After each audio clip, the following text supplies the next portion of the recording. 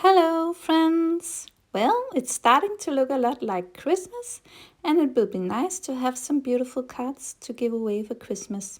So, today we're going to paint this sweet little robin in the snow. I just love robins, and I have a little one looking into my window almost every morning. Feel free to write in a Christmas greeting on the card after we have painted it. I'm Miriam, an artist residing in beautiful Denmark. I do paintings in watercolor, gouache, acrylics, well, pretty much any medium I can lay my hands on. I'm here to help you learn how to make beautiful paintings and learn different skills in mainly watercolor but also mixed media. Come, join me and let's paint some beautiful paintings together. If I can do it, you can do it. And here you see the colors we are going to use for this painting. It's perleyne green, undersea green, burnt umber, sepia, paynes grey, deep hanza yellow and pure orange. I begin the painting with wetting the area around the bird.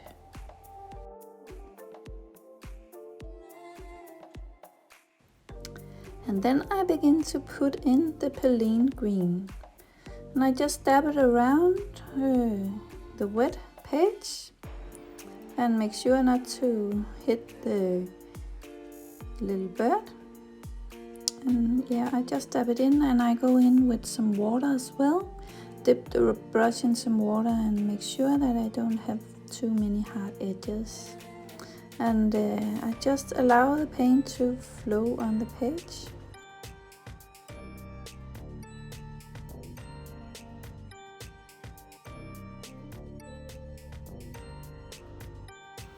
And you know, it's very random where I put the paint, but I don't want too much paint along the edge where the masking tape is. I want the paint to be more concentrated around the bird. But else I just allow it to flow and I go around with my brush and make everything look nice. And I very often dip my brush in just water and go around with water. You can make many nice effects using just water drops. It will make everything look very loose and nice.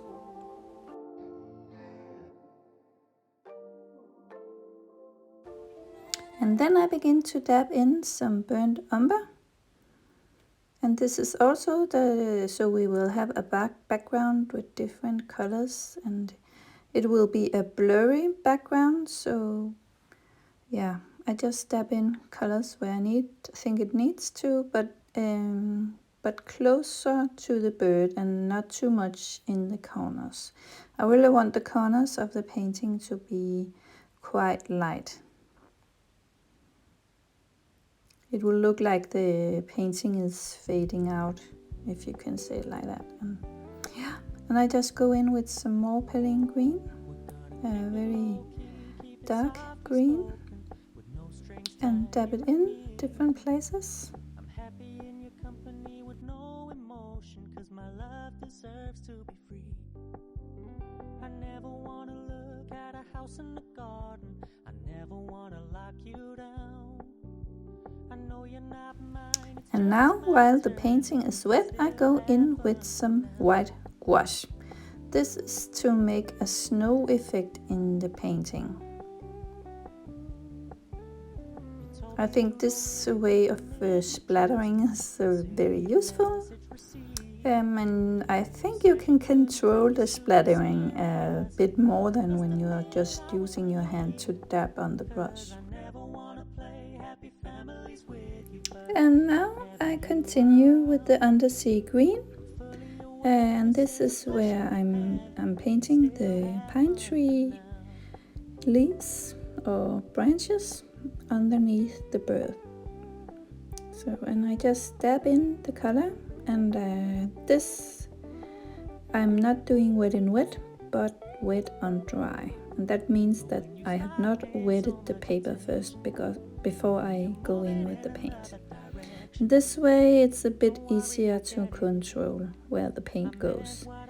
And I have to be careful around the bird's feet. So that's why I chose it to do it like that. But my brush is quite wet, and I put in some water as well and dip my brush in water and then on the paper, and yeah, and even things out. But I don't mind there being some white spots in the green paint because it's snowing.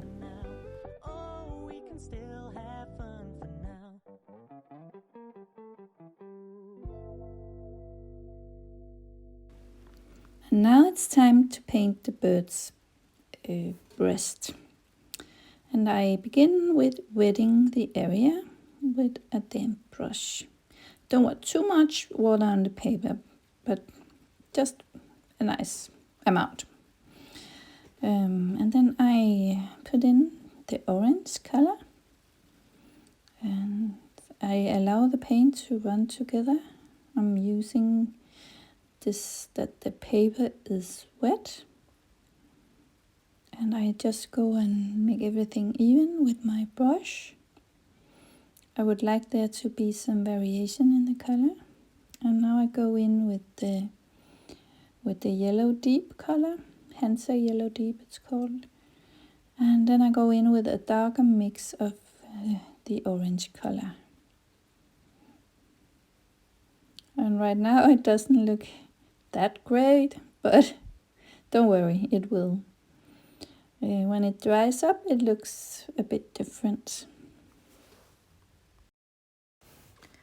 And I thought there was a bit too much painting on the bird. It was too wet, the chest of the bird. So I just go in with the damp brush. I just wiped it off in a paper towel, and then I lift off some of the paint. Everything was a bit too soaky, so I took some out, and now I will put in some more paint again when the paper is a little bit drier.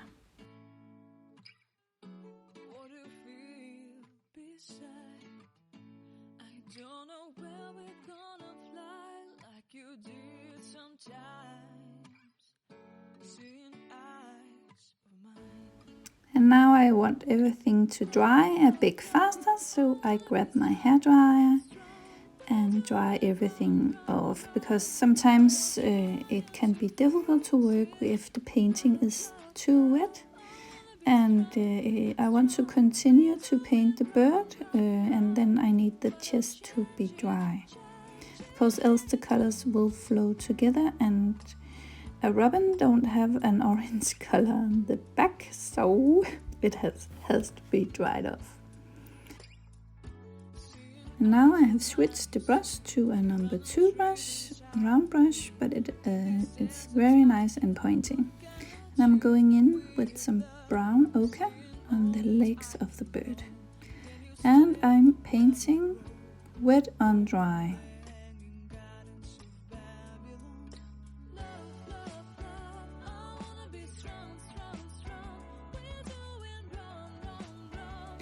And then I go in to darken the color of the legs with a sepia brown. And I just paint along the edge of the leg. I don't paint the whole leg, the brown color, I just follow the pencil line down one side of the leg, and then I go down into the bird feet or claws, or who knows what that's called.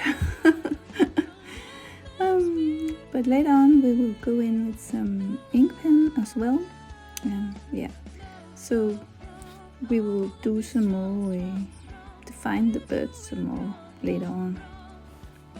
And now it's time to dry everything off with my hairdryer. And now it's time to paint the body of the bird, and I begin with wetting the paper, because now I want the colors to flow nicely together.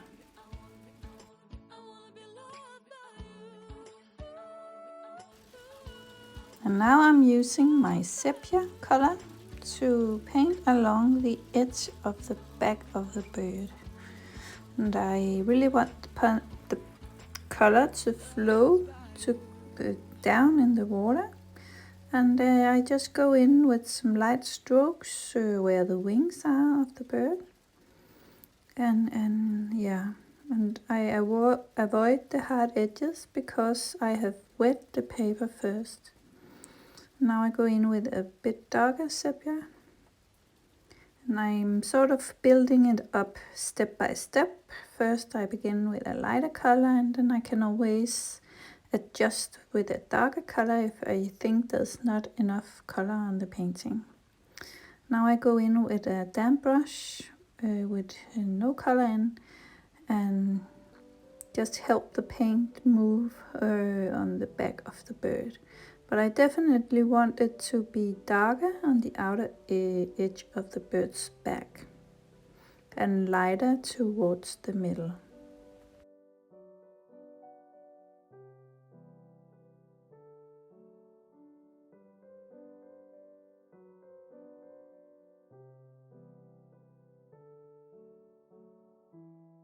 And now I have switched back to my size 6 brush.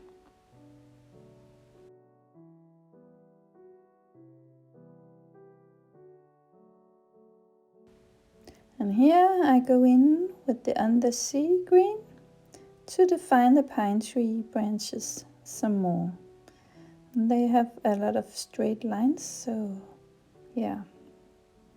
You can try, if you're uncertain of how it looks like, you can find a reference photo of a pine tree branch and then use that as inspiration to how you want to paint the leaves of the pine tree. But I think you can get away with just making some straight lines here and there, and it would look like a pine tree branch. So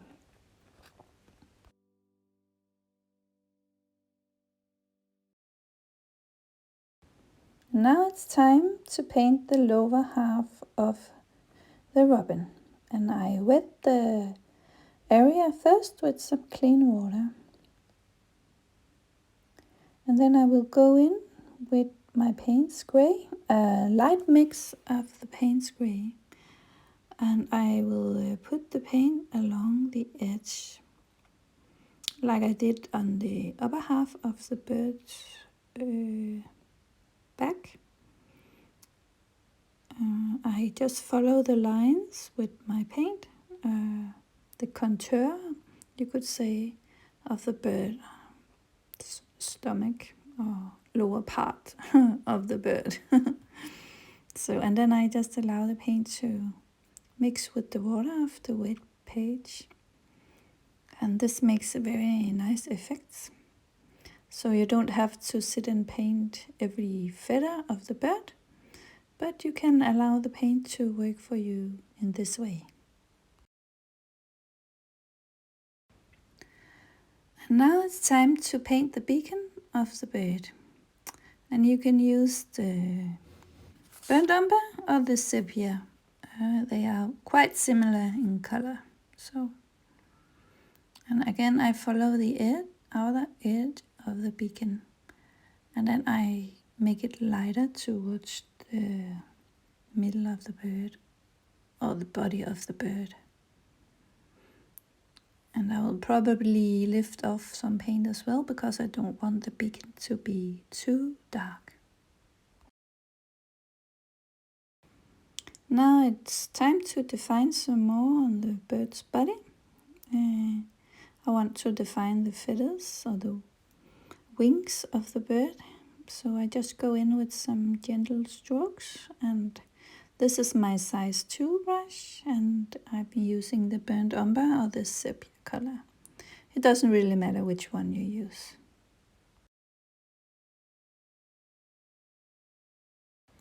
And I also felt like darkening the top of the bird's head some more. So I go in again with the sepia or burnt umber and go along the edge of the bird, and then I go in with some clean water to make the paint mix, and so I don't get any hard edges.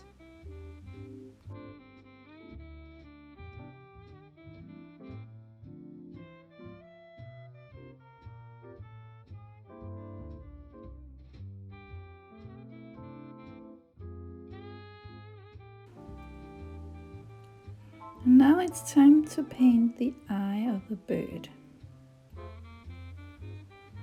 And this is a very dark mix of the Paynes grey.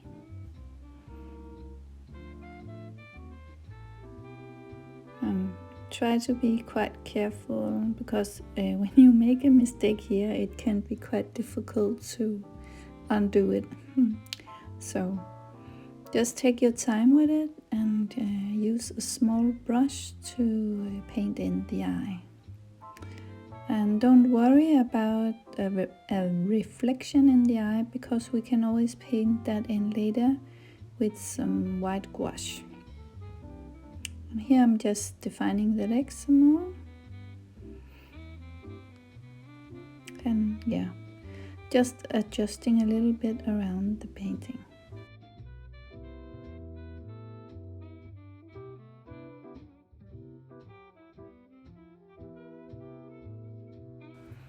And now it's time to make some more snow.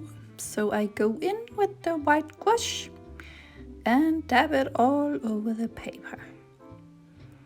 And you can, you have to sometimes find out the right amount of water and gouache to make it perfect. So yeah, sometimes it has to dry before you can see whether the mix was thick enough. So, but you can also have the option of going in later on with a white acrylic pen or some thicker paint, where you're just using your brush to dab in the snow. Yeah, and I got some water on the eye, as you see, so I just had to fix that. And I go in, I have dried my brush off in a towel, and then I soak off the paint. But now it's time to dry the whole thing, so we can see how the snow turned out.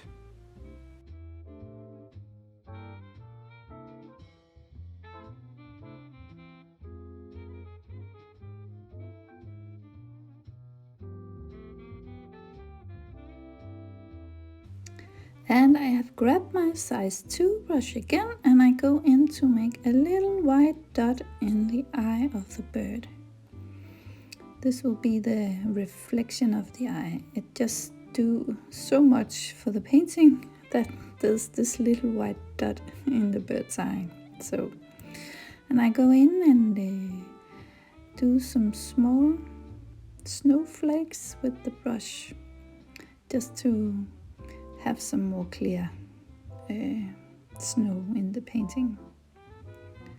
And I can go in with some thicker paint like this, and it will be more visible. And you could say that the darker the background is, the more it will be, you will be able to see the white gouache splatter, so, or the snow. So I could have painted the background a little bit darker perhaps. Well, now we ended up like this, and I like it a lot as well. So now I have found a brush with a more round tip, because I didn't think the other brush was that good at making snowflakes. So I found myself another brush, and I think you can see the difference here in the film. And yeah, I think perhaps you could also use the end of a brush if it's a round end, and use that to make dots as well.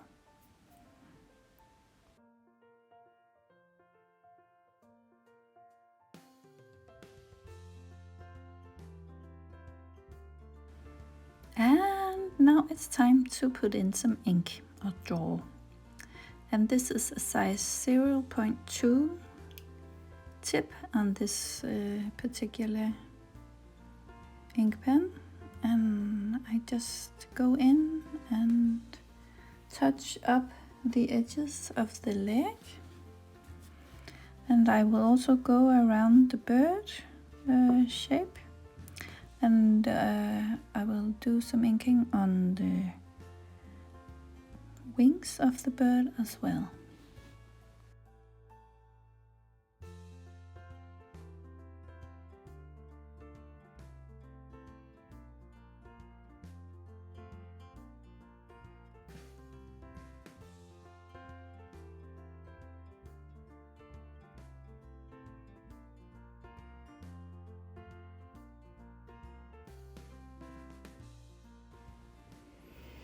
And now I have found an old toothbrush and a stencil, because I want to make some a sparkling background, I think you can call it. I think some is calling it's a bokeh effect. I'm not sure I'm pronouncing this right, but some lighting in the background, interesting background. So I go in and take off some of the colors, and I'm using my toothbrush to do that. And then I go in with some paper towels and soak up some of the water. And I think this gives a good effect in the painting. And I make sure to use the different sizes in the stencil, so that they won't all have the same size.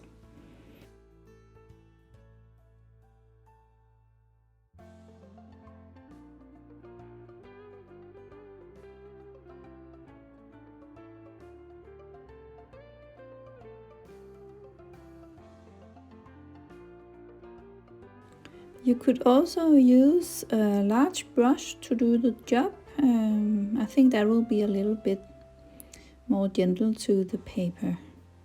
The toothbrush is a bit rough on the paper, so if it's a nice and fine grained paper, perhaps use a large brush.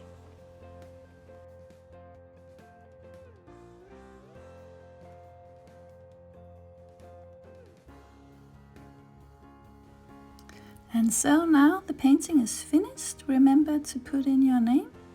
And after this, we're going to remove the masking tape. And I always, as usual, do that with my hairdryer. I really hope you enjoyed this painting. I did, and it was so much fun, and it was nice to use some different effects in the painting, and also using an ink pen. And yeah, you can use this technique to make many different kinds of paintings. So I really hope you learned something. Be well, stay healthy, God bless you, and bye bye for now.